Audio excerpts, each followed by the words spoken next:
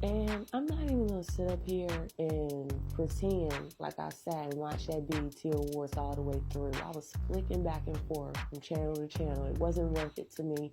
Now that I'm older, I have a sense of reality. I actually listen to what people are saying now. I want to make sure I get the best, most for my motherfucking money that I spend now, because shit, I gotta work so fucking hard to get it.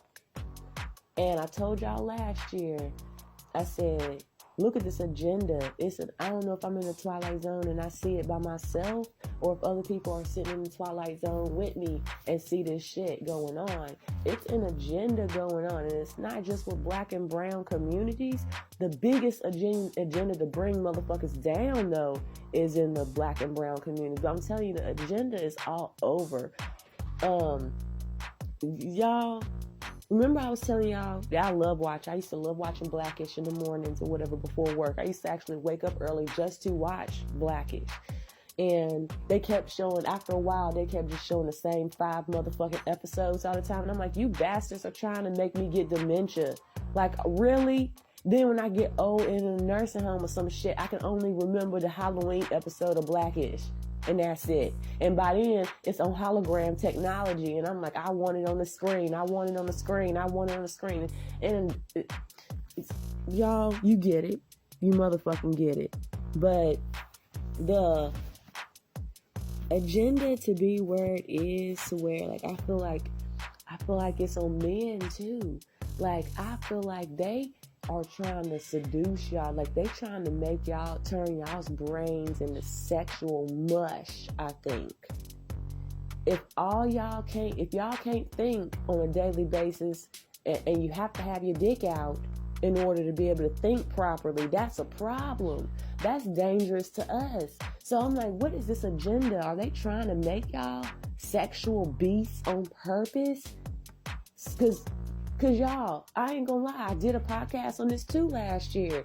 Like, I was telling the men, they gotta let up off of us a little bit as women. Like, just cause we turn you down and shit, it could mean a lot of things for us. We're having a bad day. We just got shit going on. We're a woman. We have to fight for our pussies. We gotta fight to be able to use them and shit. Like, there's so much for us. And last thing we need is a bear and a fucking man in the same woods together. Remember how y'all was talking about, or not y'all, but some people was talking about they feel safer around a bear than a motherfucking man? And I get that concept, I get that perspective, but imagine both of them being in the woods together and being friends with each other. That's why I'm like, okay, I'm saying, don't sit here. This is one thing I do want to tell motherfuckers, and I don't care who gets fucking mad. It's common sense. Don't sit here and tell a man to control himself and then throw the pussy right in his face, Ice Spice, Sexy Red, and all this shit. Why is BET doing this shit for us? Why are you doing this shit? Half of us can't even get a man to look at us decent with regular clothes on, because they so used to seeing girls half naked. And my thing too, why? This is crazy to me. You take all these black kids, right? These black and brown kids, and you cut them a check and say, hey, I want you to come into this shit doing the same hood motherfucking shit you was doing before. I don't want you to change nothing. I want you to be ghetto. I want you to be hood. We don't want you to change at all. Honestly, I don't even think they're giving them that speech. I think that they're telling them, this is the role we want you to play. This is what we want you to do. All right, hold on. My bad, y'all. I had to go get my tea. The damn pot was screaming. I hate when shit like it happens. I just lose my whole fucking train of thought of where I was talking about. I think I was talking about the agenda. Right, so I'm like, I'm going to make a skit about it.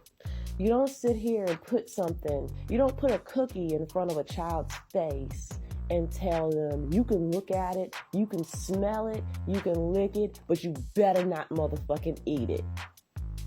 And you see what I'm saying? You don't put $1 million in front of somebody's face and leave them alone and tell them, don't take this, leave it right there. And you got bills, you got a family to take care of, you got everything like that. Yes, some people's morals and stuff like that are intact and in place, but most motherfuckers' morals are not. Most people need to follow trends.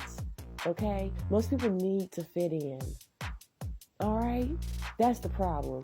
And I want to be a good role model. I want to be a great role model. Yes, I might talk my shit, but like I said, it's stuff that I'm passionate on. I want people to stand on their shit.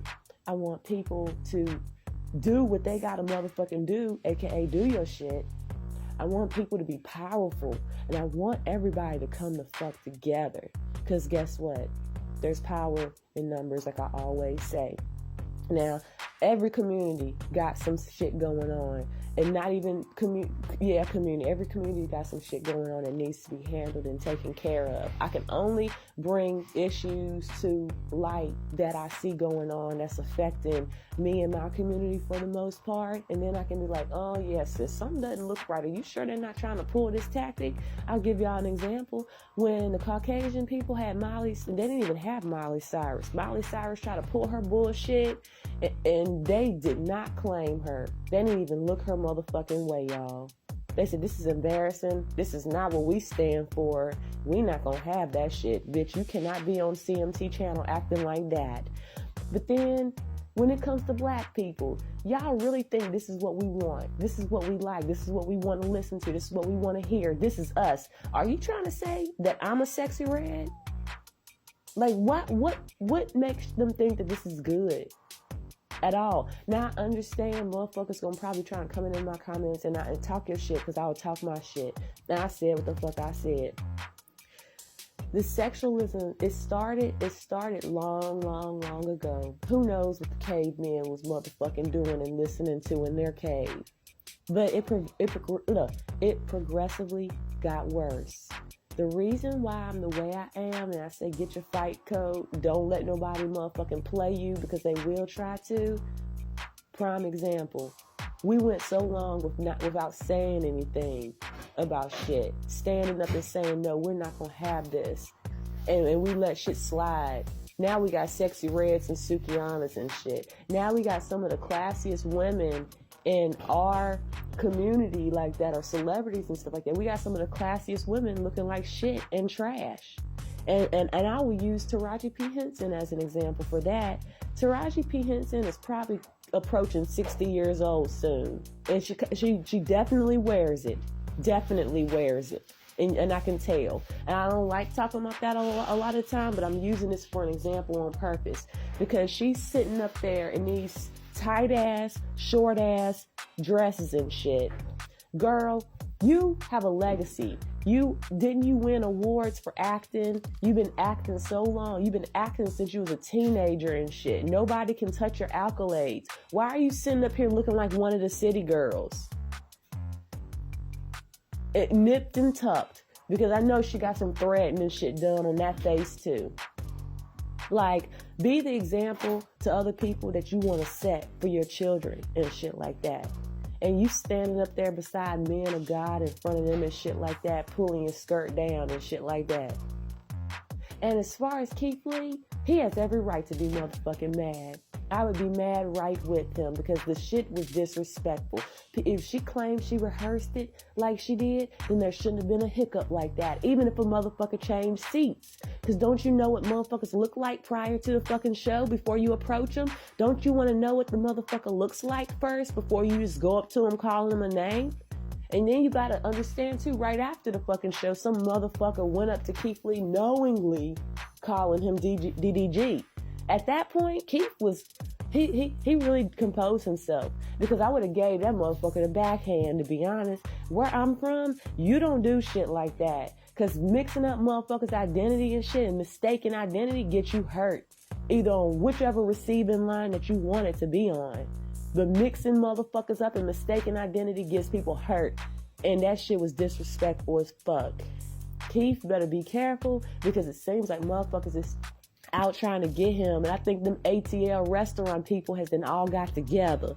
They all have got together, and they trying to set him the fuck up, y'all. But let me know in the comments things that y'all want me to talk about, because I'm only going to talk about shit that I want to talk about. If there's anything that you want me to hit on and talk my shit, I sure motherfucking will. I sure motherfucking will. But anyways, y'all, I got to get to studying some hours in. That way I can do some skits for y'all this weekend. I got to clean my carpet. I want to paint my Nipsey. Bye.